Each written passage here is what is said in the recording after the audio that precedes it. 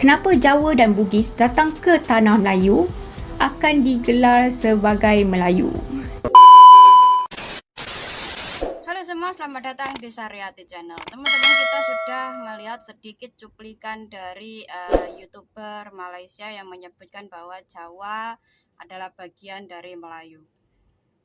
Nggak usah lama-lama lagi, kita tonton aja dulu alasan kenapa Jawa dan Bugis adalah bagian dari Melayu. Sekian. Kenapa Jawa dan Bugis datang ke tanah Melayu akan digelar sebagai Melayu?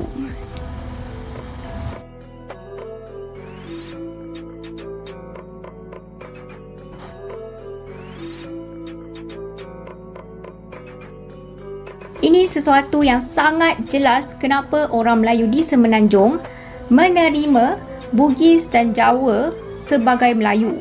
Kerana budaya dua suku kaum ini tidaklah terlalu berbeza. Bahkan mereka pun tidak segan untuk berasimilasi dengan orang Melayu di Semenanjung. Kembali kepada topik, apakah perkongsian budaya yang ada pada Melayu, Bugis dan Jawa? Batik. Orang Melayu dan Jawa mempunyai seni dan corak batik tersendiri. Kalau kita tengok balik pada sejarah dulu, kesultanan ke ataupun sultan-sultan ke, memang banyak sejarah yang tertulis orang Melayu banyak dikahwinkan dengan orang Jawa. Raja-raja Melayu sudah pun biasa mengkahwinkan puteri-puteri mereka dengan putera-putera dan Raja Jawa. Orang Bugis ketika mahu menjadi raja di Semenanjung Tanah Melayu akan mendapatkan restu dan pengiktirafan dari Raja Melayu. Sebagai contoh, dua puteri kerajaan Melayu, Dara Petak dan Dara Jingga, berkahwin dengan pendiri kerajaan Majapahit iaitu Raden Wijaya dan seorang jeneral perang Majapahit iaitu Mahisa Anabrang. Sultan Mansur Shah pernah memperisterikan puteri Jawa iaitu Raden Galoh Cendera Kirana. Itu pun belum lagi kita bincang tentang sebuah dinasti Melayu, Sailendra, yang memerintah Pulau Jawa ketika era Sriwijaya. Oke, YouTuber Malaysia ini menyebutkan alasan kenapa Jawa dan Bugis adalah Melayu karena ada satu bahasa, ada kebudayaan yang sama dan juga asimilasi, bahkan ada perkawinan antara Raja Jawa dan Melayu. Oke, kita bahas dulu soal bahasa yang dimaksud oleh Avenda ini. Dulu ada istilah yang namanya lingua franca. Dan lingua franca ini kebetulan adalah bahasa Melayu. Bahasa perdagangan di Selat Malaka yang menjadi bahasa pengantar atau bahasa komunikasi oleh suku-suku yang berada di Nusantara. Kalau zaman sekarang, lingua franca itu sekelas bahasa Inggris. Bahasa yang jadi bahasa pengantar komunikasi yang bisa menghubungkan antara orang asing satu dan orang asing dua. Bahasa Inggris itu berasal dari Inggris. Tapi para penuturnya nggak bisa disebut orang Inggris. Sama kayak lingua franca, meskipun orang Jawa, orang Bugis, orang manapun bisa berbahasa Melayu, nggak bisa diklaim bahwa orang Jawa dan Bugis adalah bagian Melayu karena lingua franca alias Melayu di sini hanya sebagai bahasa pengantar atau bahasa untuk berkomunikasi dengan berbagai suku yang berada di Pulau Nusantara. Dan Mbak Avenda ini menyebutkan ada kesamaan budaya. Itulah kenapa Jawa dan Bugis bisa termasuk atau adalah Melayu. Sebagai contoh dia menampilkan keris dan batik. Oke teman-teman, kita harus mengakui dulu kita ini berada di suatu wilayah yang berdekatan. wilayah yang berdekatan ini nggak heran juga kalau ada beberapa budaya yang sama, karena dari dekatnya wilayah tidak menutup kemungkinan kalau batik dan keris yang berasal dari Jawa bisa berpindah ke daerah Sumatera. Kalau minta histori sesuai sejarah, oke, kita ingat lagi sejarah tentang Majapahit yang menang setelah menyerang Sriwijaya. Dari situ kita juga bisa melihat ya, dari kemenangan Majapahit menguasai Sriwijaya, nggak heran kalau kebudayaan yang berasal dari Nusantara Tengah ini, alias dari Majapahit dan Singosari ini, berpindah ke daerah kekuasaan yang baru, daerah kekuasaan yang kemarin dikuasai oleh Sriwijaya, lalu direbut oleh Majapahit. Jadi nggak heran banget kalau ada beberapa kebudayaan asal Jawa berada di Pulau Sumatera. Dan yang ketiga, Mbak Avenda juga menyebutkan ada asimilasi sekaligus ada perkawinan antara anak raja dari Jawa lalu dinikahkan dengan anak raja dari Melayu. Oke, saya jelaskan satu persatu dulu ya.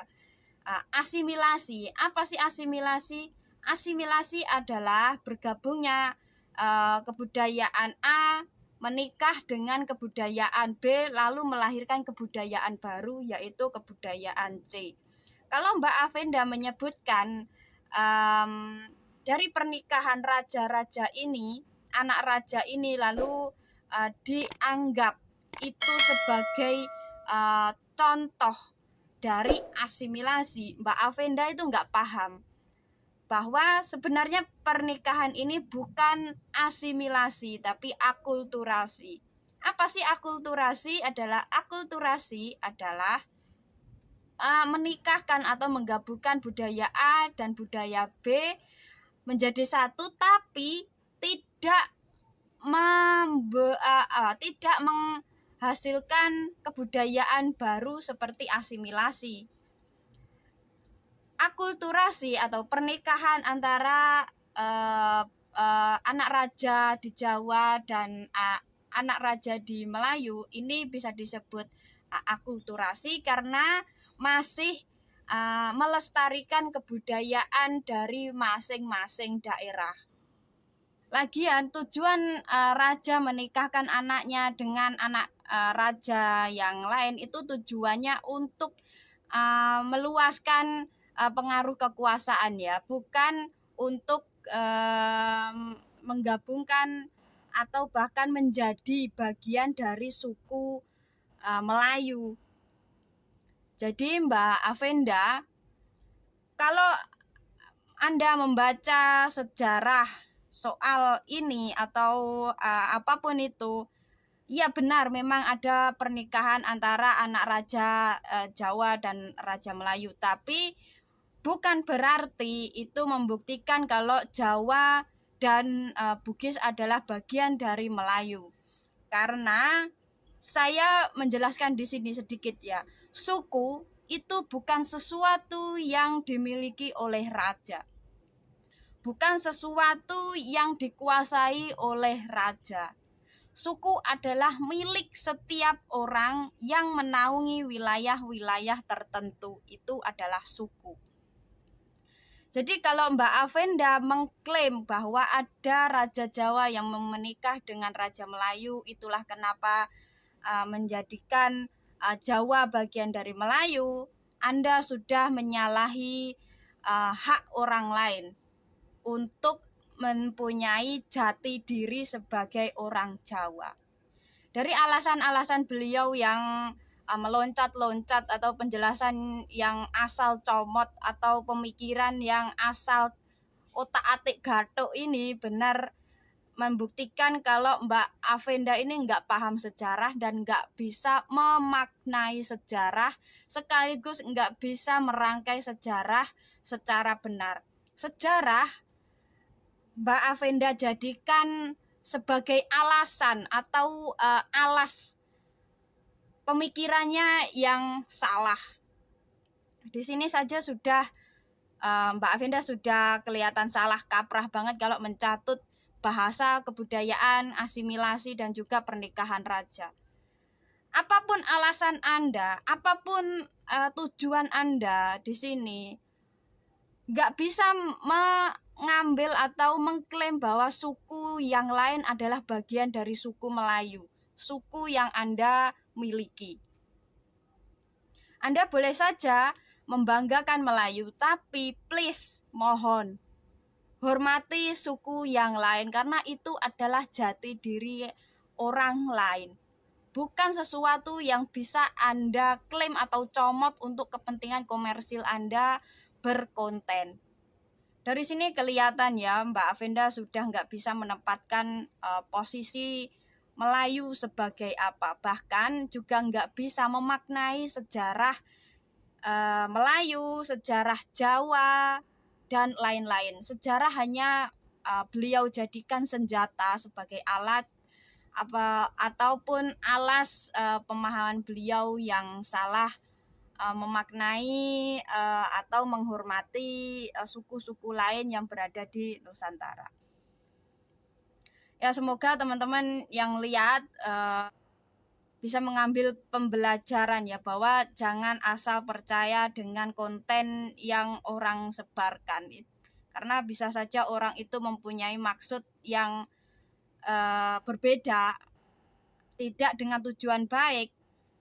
Mungkin konten kreator yang sekelas Afenda ini hanya mengambil sedikit sejarah untuk beliau olah untuk kepentingan beliau sendiri. Ya, sekian video dari saya. Semoga teman-teman dan saya juga bisa saling belajar untuk menghormati sejarah, karena sejarah adalah bagian dari jati diri kita masing-masing. Sekian video dari saya. Terima kasih. Jangan lupa like, subscribe, dan komen. Sampai jumpa.